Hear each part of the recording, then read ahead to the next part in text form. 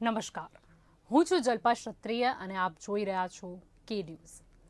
કિસાન આંદોલન અને કોરોનાના ઓછાયા વચ્ચે નિર્મલાનું બજેટ ગેમ ચેન્જર હશે?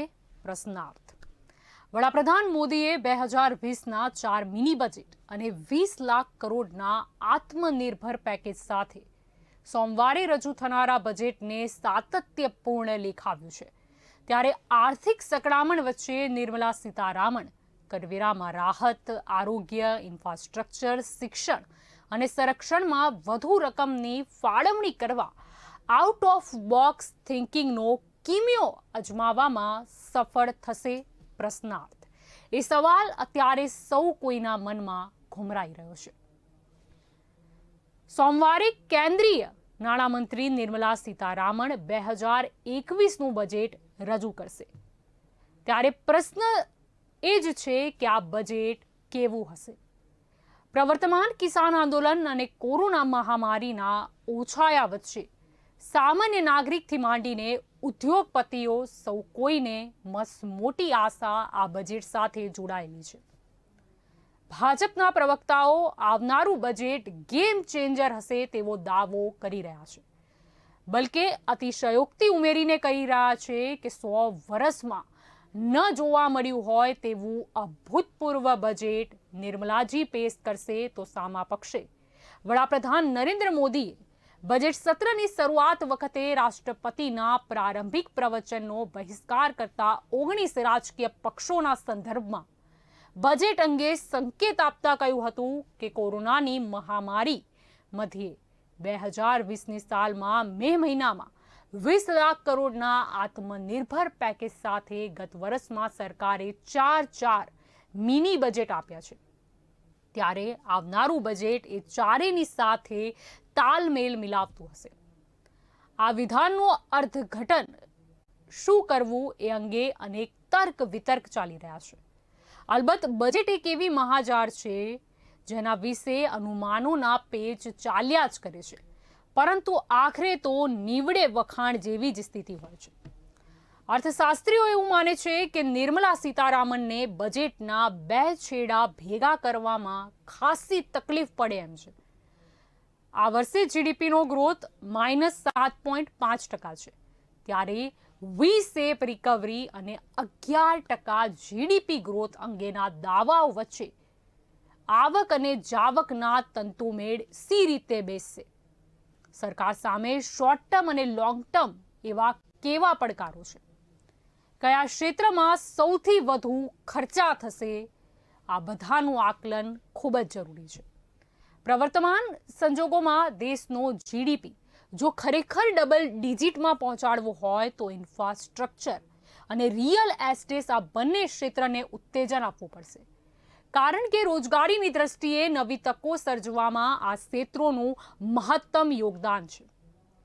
ત્યારબાદ કોરોનાની મહામારીને પગલે સમગ્ર દેશમાં આરોગ્યને લગતી સેવાઓ સુઘડ બનાવવાની તાતી જરૂરિયાત છે।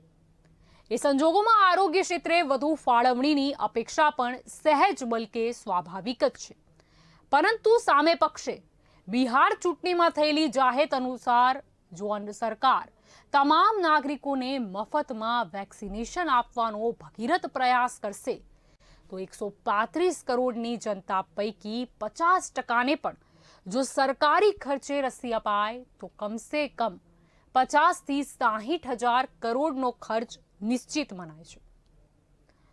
તો બીજી તરફ કિસાનોનું આંદોલન પણ ફરી પાછું વેગવંતું બની રહ્યું છે। જગતના તાતને સરકાર નારાજ કરવા ઈચ્છતી નથી એ બાબત સર્વપક્ષીય બેઠકમાં વડાપ્રધાન નરેન્દ્ર મોદીએ કરેલા ઉચ્ચારણોથી પણ ફલિત થાય છે। પીએમ મોદીએ શનિવારે કહ્યું હતું કે કિસાનો પાસે મંત્રણા માટે સરકારના દ્વાર સદાય માટે ખુલ્લા છે। પંજાબ અને હરિયાણા બાદ ઉત્તર પ્રદેશના જાટ કિસાનોની આંદોલનમાં જંગી ઉપસ્થિતિથી યોગી અને મોદી બંને સરકાર ચિંતિત છે। એ સંદર્ભમાં આવનારા બજેટમાં કિસાનોના ઘા પર મલમપટ્ટા લગાડવા સરકાર બેશક પ્રયત્નશીલ રહેશે। કિસાનોને સસ્તા ભાવે બિયારણ, ખાતર, વીજળી, પાણી, ડીઝલ કે સબસિડી રૂપે રાહત મળશે કે અન્ય કોઈ ઓછા વ્યાજની લોનને લગતી સંભવિત જાહેરાત ટૂંકમાં કિસાનોને રાજી રાખવા નિર્મલા સીતારામન જોવાના કરશે એ નિશ્ચિત છે. તો સાથે સાથે ગ્રોથની સૌથી વધુ સંભાવના ગ્રામીણ ક્ષેત્રમાં દેખાઈ રહી છે. ત્યારે કૃષિ અને ગ્રામીણ ક્ષેત્ર પર સરકારનો ઝોક વધુ રહેશે એ બાબત પણ એટલી જ નિશ્ચિત જણાય છે. કિસાનોને ટેકાના ભાવ વધારવા માટે અથવા ટેકાના ભાવે વધુ ખરીદી કરવા માટેનું મિકેનિઝમ બજેટમાં જાહેર થાય તેવી શક્યતાઓ પણ વર્તાઈ રહી છે. કારણ કે કિસાનોનો વિશ્વાસ સંપાદિત કરવો એ સરકાર માટે સૌથી મહત્વની અગ્રિમ બાબત છે. મોદી સરકાર અત્યારે કિસાનોને દર વર્ષે 6,000 રૂપિયાની રોકડ સહાય કરે છે, પરંતુ આ રકમ અપૂરતી હોવાનું કિસાનો માને છે. ત્યારે શક્ય છે કે કેશ સબસિડીનું પ્રમાણ પણ વધારી શકવામાં આવે છે. આરબીઆઈના ભૂતપૂર્વ ગવર્નર અને જાણીતા અર્થશાસ્ત્રી રઘુરામ રાજને કહ્યું છે કે અર્થતંત્રની ગાડી જો ઝડપથી પાટે ચડાવવી હોય તો સરકારે પોતાના ખર્ચામાં કમસે કમ 12 થી 14% એટલે કે 35 લાખ કરોડ વધારે ખર્ચવા પડશે. પરંતુ આ ખર્ચની ફાળવણી કયા ક્ષેત્રમાં વધશે તે પણ પ્રશ્ન છે. સૌપ્રથમ તો આરોગ્ય, કૃષિ, ગ્રામીણ ક્ષેત્રને બાદ કરીએ તો અગ્રતા ક્રમે સંરક્ષણ આવે છે. કારણ કે પાકિસ્તાન અને ચીન એ બંને પડોશી દેશોએ ઊભા કરેલા પ્રશ્નો અને પડકારો અત્યંત ચિંતાજનક છે. પહેલા 50 વર્ષના બજેટમાં ન થયો હોય એટલો વધારો હવે આ વખતે સંરક્ષણ બજેટમાં નિર્મલા સીતારામણે કરવો પડશે. કારણ કે અત્યાર સુધી માત્ર પાકિસ્તાન આપણા માટે દુશ્મન રાષ્ટ્ર હતું, પરંતુ હવે ચીનની સરહદેથી પણ ખાસ કોઈ પડકાર પહેલા નહોતો. પરંતુ છેલ્લા 1 વર્ષના ઘટનાક્રમો, ખાસ કરીને લેહ, લદ્દાખ, અરુણાચલ અને સિક્કિમની સરહદની વાત કરીએ તો ચીની લશ્કરનો જમાવડો જોતા ભારતે પોતાના લશ્કરી શસ્ત્ર સરંજામનું આધુનિકીકરણ કરવા સંરક્ષણ ખર્ચમાં ખાસો વધારો કરવો પડશે. તો સાથે સાથે પાકિસ્તાન પ્રેરિત ત્રાસવાદની નાપાક હરકતોને પહોંચી વળવા ઘર આંગણે પણ ખાસી સજ્જતા કેળવવી પડશે. ગત શુક્રવારે ભારત અને ઇઝરાયલની દોસ્તીના 29 વર્ષની ઉજવણીના દિને જ એમ્બેસી પાસે થયેલો બોમ્બ વિસ્ફોટ પણ સુરક્ષા તંત્ર માટે ચિંતાજનક ઘટના મનાય છે. ત્યારે ભારત સરકારને સંરક્ષણનું બજેટ આંતરિક તથા બાહ્ય સુરક્ષા અને ગુપ્તચર વિભાગને સુઘડ કરવા ખાસો ખર્ચ કરવો પડશે. આ પરિપ્રેક્ષ્યમાં જોઈએ તો એક તરફ સરકારની આવક કોરોનાની મહામારીના પગલે પ્રત્યક્ષ અને પરોક્ષ બંને કરવેરાના ક્ષેત્રે ખાસી ઘટી છે. જીએસટીની આવકમાં થોડી રિકવરી દેખાઈ રહી છે, પરંતુ નાણાં મંત્રીની હાલત અત્યારે 3 સાંધે ત્યાં 13 તૂટે તેવી છે.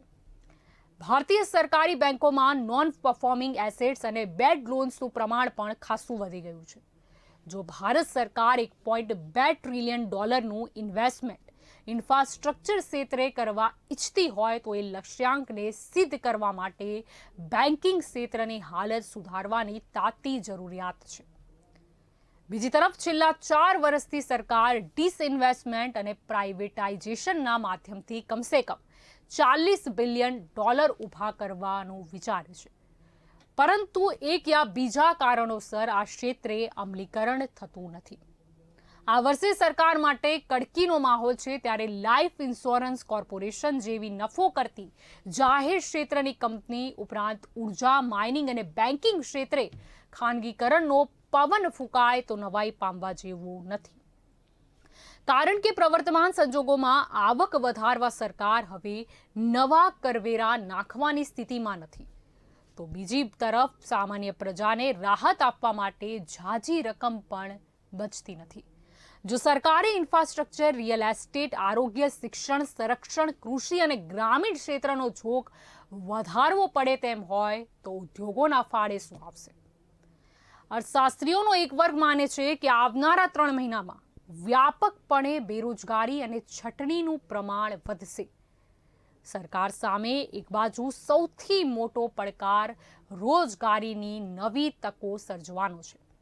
કોરોનાની મહામારી બાદ નિરાશા અને નાસીપાસ થયેલા યુવાનોને ધંધા રોજગારીની તકો મળે એ હેતુથી સ્ટાર્ટઅપ, એમએસએમઈ અને મેન્યુફેક્ચરિંગ ક્ષેત્ર પર સરકાર વધુ ધ્યાન આપવા માંગે છે. તો બીજી તરફ સર્વિસ ઇન્ડસ્ટ્રીઝ પણ ધબકતી થાય એ માટે કોરોનાના પ્રોટોકોલમાં છૂટછાટ આપવાની પણ વિચારણા ચાલે છે. ત્યારે સરકાર માટે આવક અને જાવક એ બંને છેડા સાચવવા સંતુલિત રાખવાનું કામ અતિશય વિકટ જણાઈ રહ્યું છે. નિર્મલા સીતારામન માટે રોજગારી વધારવા ઉપરાંત નિકાસ સી રીતે વધી શકે અને ઘર આંગણે મહત્તમ ડિમાન્ડ ઉત્પન્ન કરવા માટેની કવાયત બજેટમાં સૌથી વધુ પડકારજનક દેખાય છે. એક તરફ ઇમ્પોર્ટ ડ્યુટીથી માંડીને જીએસટીના દર ઘટાડવાની વાત ચાલે છે. પેટ્રોલ અને ડીઝલ ઉપરાંત ઉર્જાના ક્ષેત્રના દરો ઘટાડવા માટેની માંગ પણ બુલંદ થઈ છે. ત્યારે નિર્મલા સીતારામનની હાલત વેખુંટ નાનું ને ભગતડા જાજા જેવી છે. એક તરફ મધ્ય અને ઉચ્ચ મધ્યમ વર્ગ કરવેરામાં રાહત માંગે છે, તો બીજી તરફ લઘુ અને મધ્યમ કદના ઉદ્યોગો મોટા કોર્પોરેટ ગૃહોને મળતી સવલતો ઈચ્છે છે. ત્યારે સૌને રાજી રાખવાનું કામ લગભગ અસંભવિત જણાય છે. ત્યારે ગેમ ચેન્જર બજેટ લાવવા માટે નિર્મલા સીતારામન શું ખરેખર જાદુ કરી શકશે? પ્રશ્નાર્થ. શું આઉટ ઓફ બોક્સ થિંકિંગનો કિમિયો સફળ થશે? પ્રશ્નાર્થ. આના માટે તો સોમવાર સુધી થોભવાની જરૂર છે અને રાહ જોવાની જરૂર છે, કારણ કે નિર્મલા સીતારામન બજેટ રજૂ કરશે ત્યારે આ દરેક જે લોકોના મનમાં પ્રશ્નો છે તેનો જવાબ મળી જશે. બજેટ 2021 કે જેના માટે કહેવાઈ રહ્યું છે કે આવું બજેટ ક્યારે પણ કોઈએ પણ જોયું નહીં હોય. કોરોના મહામારી બાદ આ એક એવું બજેટ છે કે જેના ઉપર નાનામાં નાના સામાન્ય નાગરિકથી લઈને મોટામાં મોટા ઉદ્યોગપતિની નજર મંડરાયેલી છે. નિર્મલા સીતારામન કે જેમની હાલત વધારે ને વધારે કફોડી છે, કારણ કે એક તરફ વેપારી વર્ગ ઈચ્છે છે કે વધારેમાં વધારે સહાય ઉદ્યોગોને પ્રાપ્ત થાય, તો બીજી તરફ સામાન્ય નાગરિક ઈચ્છે છે કે પેટ્રોલ ડીઝલના ભાવમાં ઘટાડો થાય અથવા તો જે કરવેરા છે તેમાં રાહત મળે. તો આ તરફ સરકારની હાલત એવી છે કે કોરોના મહામારીના કારણે જીએસટીની આવક નહિવત જેવી થઈ ગઈ હતી.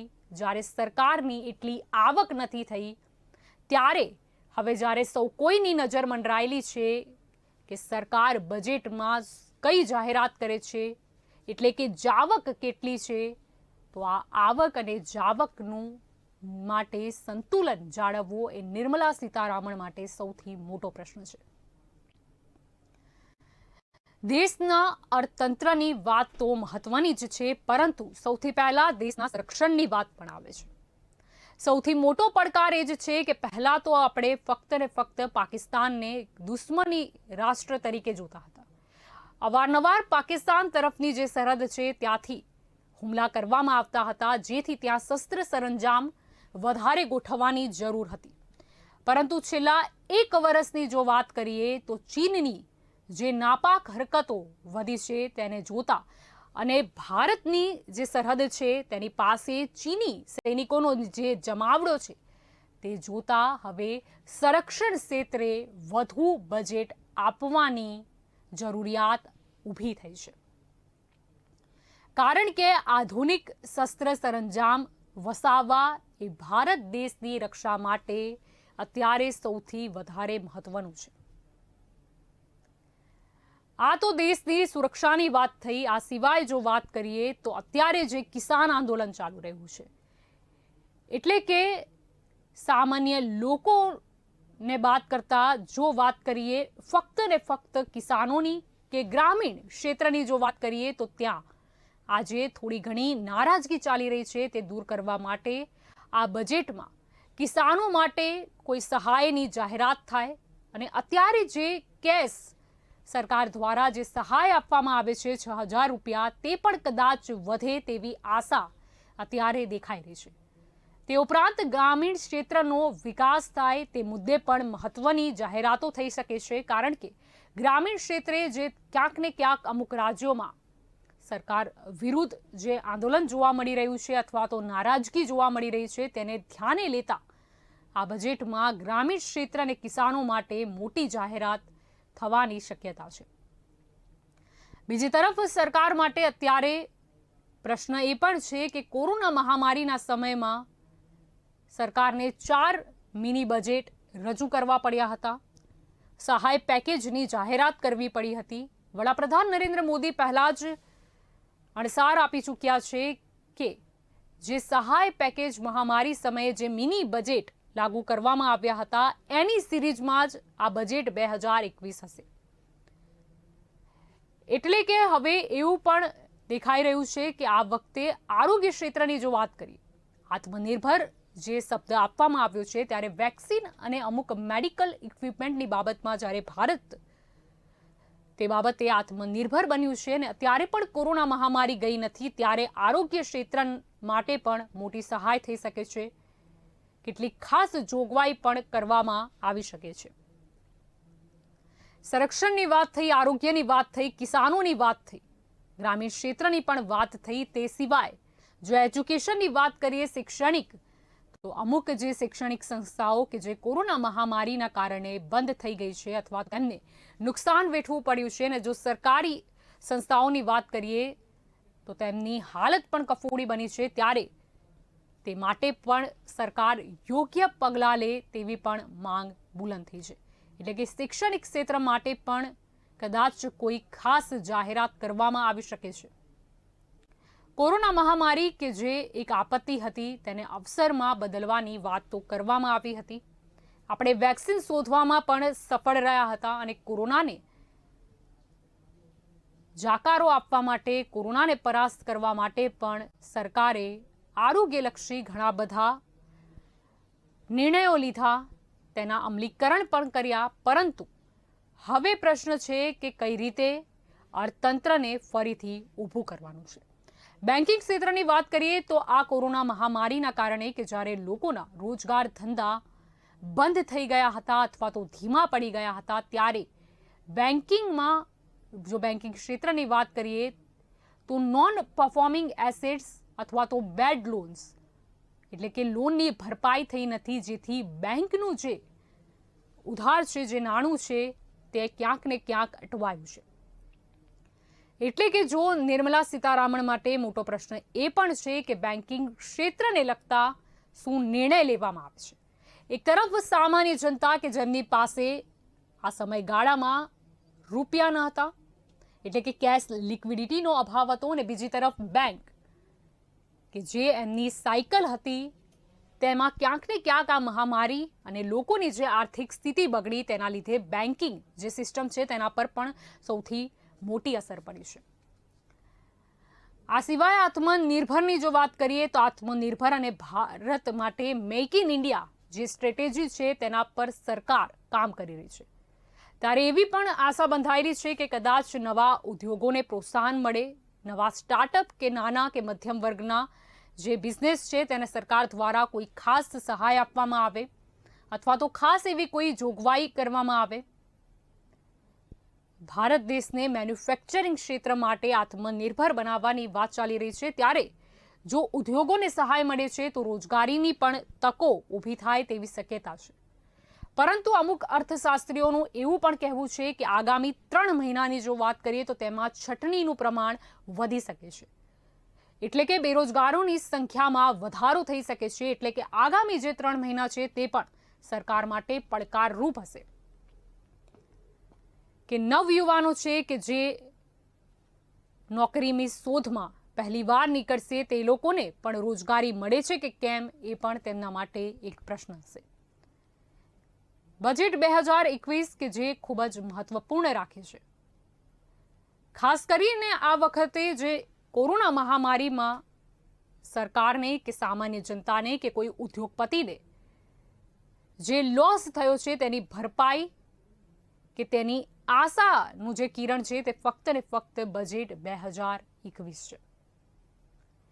આ વખતે જીડીપી માઇનસમાં રહ્યું છે, ત્યારે હવે સૌથી મુશ્કેલ કામ એ જ છે કે તેને વી શેપમાં રિકવરી લાવવાનું, એટલે કે આજે ડાઉન ગયું છે જીડીપી, તેને ફરીથી વી શેપમાં અપ લાવવાનું કામ એ સૌથી અઘરું છે.